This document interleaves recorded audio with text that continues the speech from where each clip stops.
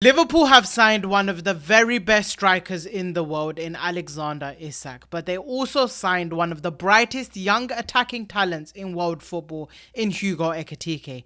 Now here's the thing, these two players are actually very similar. Their style of play, their traits, even the way they move on the pitch, it's all very alike. So that leaves us with a big question. Why did Liverpool spend big money on two strikers with almost the same identical profile? And more importantly, how does Arne Slot make it work? Can both Isak and Ekitike play together? Who ends up on the bench? And how on earth do you fit Florian Wirtz, Mohamed Salah, Cody Gakpo, Alexander Isak and Hugo Ekitike all into the same team? Well, there will be sacrifices, but not the ones you are thinking.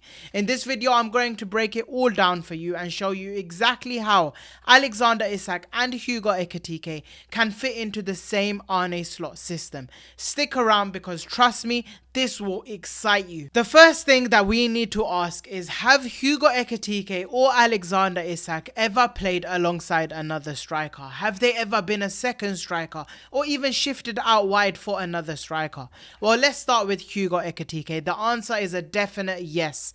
Last season at Frankfurt, he spent most of his time in a two-man partnership up front with the now Manchester City forward Omar Marmoush. And honestly, the pair absolutely ripped apart the Bundesliga. Their link-up play, their movement in behind, the chemistry, and most importantly, their unselfishness made Frankfurt such a dangerous side, especially on the counter-attack. Did it affect Ekitike's individual numbers? Yes. But did Frankfurt play better football with both of them playing together?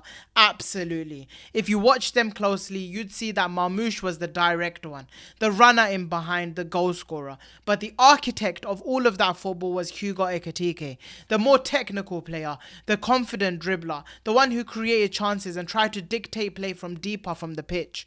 Their understanding of each other's strengths made them both flourish so much that they ended up signing for the top two teams in the Premier League in Manchester City and Liverpool. Now here's where it gets interesting. Arne Slot has already said he sees Ekitike mainly as a number 9, but one who can play also from the left or even alongside another striker.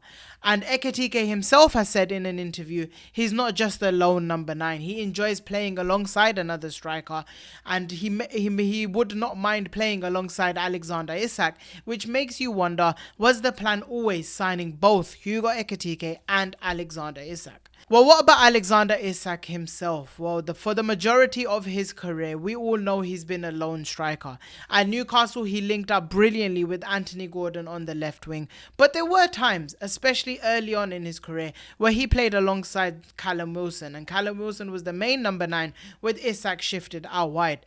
And if you've ever seen Isak drift towards that left-hand side, you'll know he is comfortable. He carries the ball well, he links up with his teammates, and when he cuts inside, he can produce an absolute naughty finish.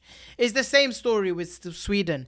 Their two best players are both strikers, Alexander Isak and Viktor Gyökeres. But since Gyökeres can only play centrally, it was Isak who naturally drifted to the left again. He showed his quality, separation, close control, link-up play, and that lethal shot when he cuts inside. So for both players' past experiences, it's clear they can play together, they can complement each other. And the big question now is, how would this actually look at Liverpool? And how do you keep the balance right in Arne Slot's system? Alright, let's get into it. I'm going to break down the 3 ways that I see Arne Slot could use Alexander Isak and Hugo Ekitike together. And the first option, as we can see, is the normal 4-3-3. In this setup, I'm saying Hugo Ekitike is the left winger and Alexander Isak is the striker. And the main reason for that is Ekitike probably works harder off the ball, and Alexander Isak is an absolute monster running in behind and linking up play with his teammates, especially coming deeper. His game is definitely more mature than Hugo Ekitike's. Ekitike's pace out wide is excellent, and whilst he tries to drift into these left half spaces, you have a player like Milos Kerkez who can definitely make this run down the line for him and provide an overlap option, which actually allows Liverpool to keep their width because Milos Kerkez is out wide, but it also means that Hugo Ekitike is playing in a more central position in that left half space where he likes to collect the ball, side up his defenders and make space for him him and for Alexander Isak. The main thing here is that Kirkes needs to be able to push forward and support Hugo Ekitike. And on this right hand side, we already know that the right back either pushes forward or inverts. Now the issue here is that if Milos Kirkes moves forward and Dominic Szoboszlai move forward, it leaves Konate and Van Dijk very, very vulnerable from the transitions. And that is a danger because this centre of the pitch will be Gravenberch and McAllister, Van Dijk and Konate. And that might not be enough for a rest defense, because in general you need to have a strong rest defense, and these four players here might not be enough to cover. So you might want one of your fullbacks to stay back so that the defense is very stable. And here's another twist: because Wirtz likes moving towards this left hand side here, he is a very, very good left half space player. It could be that if Hugo Ekitike does move inside, maybe you allow Florian Wirtz to become almost like a left winger, collecting that ball, moving the ball forward for the team on that left hand side and making sure he breaks the lines with absolute ease. Milos Kirkes on the other side might be able to keep back as a third centre back just because Florian Wirtz has been able to keep that width on the left hand side. McAllister on this LCM role, if this was Szoboszlai, he's another player who's also very comfortable on that left wing position. And maybe he can also do a similar job. If this is Szoboszlai here, he could become that left winger so that you allow Milos Kirkes to stay back and so that the defense is very stable, because that is exactly what you want. The only downside that I see from this is that Mohamed Salah might feel too isolated, because if you have to keep Bradley or Szoboszlai back, what happens is Salah is literally on his own on this right hand side. If you look at all of these players here, they all want to drift towards that left hand side. He could be left isolated like we've already seen at the start of this season, and that is not what you want, just because of the sheer fact that Mohamed Salah is the player you want to maximize. He is the best on the pitch. But one thing you might see more of, definitely with him and Isak both on the pitch, is this line pass that Mohamed Salah used to play to Nunez when Nunez used to run in behind. And if he can play that to Alexander Isak, more times than not, Alexander Isak will finish off his chances like Darwin Nunez couldn't. Option number 2, however, would be a 4-2-2-2 box midfield, and that is something that suits both of these strikers here because they both have central positions, but it also suits Florian Wirtz because in this left attacking midfield role is exactly the type of role that he was playing at Bayer Leverkusen. If there's one player that it definitely doesn't suit, is Mohamed Salah. He likes to get the ball out wide. This means he needs to have a very central position where he's collecting the ball in the half spaces, and I feel like Mohamed Salah is better at creating isolation out wide than he is in the half spaces. But the other problem with this is that they need to probably play Milos Kirkes and Jeremy Frimpong as the fullbacks because they are both capable and have to provide the width that you lose with Florian Wirtz and Mohamed Salah playing in central positions. So they need to be out wide here, providing a lot of width for this forward team. And the issue, as you can clearly see here again, is that this rest defense is not strong enough. There's 4 players here. If McAllister has to pull out wide to defend the left back role, if Gravenberch has to pull out wide to defend the right back role, it opens up all of this center of the pitch, like you can see here, for the other teams to attack, and that will cause massive problems. We already saw some very poor defensive transitions against Bournemouth which cost Liverpool a couple of goals, and yes, it would definitely cause a lot of fluid football with Wirtz, Salah, Isak, Ekitike, and then you have the wide options of Kirkes and Frimpong.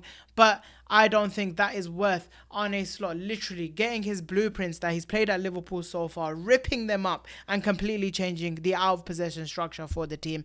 I simply don't think it is worth the hassle. And the final option, which some people just haven't spoken about enough, is just benching one of them. And realistically, that would be Hugo Ekitike rather than Alexander Isak, because Isak has known to be a very big gunman in the Premier League. He's in his peak years and he will be the one starting. This also allows Salah to be in his perfect position wide right. Szoboszlai can cover as a right back in this case. Kirkes can still play as a third centre back in possession. And Cody Gakpo, who has been very consistent for Liverpool in terms of his output, can be the left winger. He already knows the defensive responsibilities of the team. He knows what Arne Slot wants from him. And both Ekitike and Isak are comfortable as lone strikers. So if you have Alexander Isak as this lone striker, it's perfectly fine. And you can't expect Isak to play every single game, especially with his injury record. And that's where Hugo Ekitike will come in for him and you won't drop off the quality too much because both players are very similar in their profiles and both players are very, very good technical forwards that you want in the team. And let's be honest, Liverpool needed an attacker anyway. So far this season, in the first game, Federico Chiesa came on, who Arne Slot didn't trust at all last season, and to be fair, he did score a winner, but that's not sustainable. In the second game, Rio Ngumoa came on and scored the winner, but he's also a 16-year-old kid, so you can't expect him to come off the bench every single time and produce those exact moments like he did against Newcastle.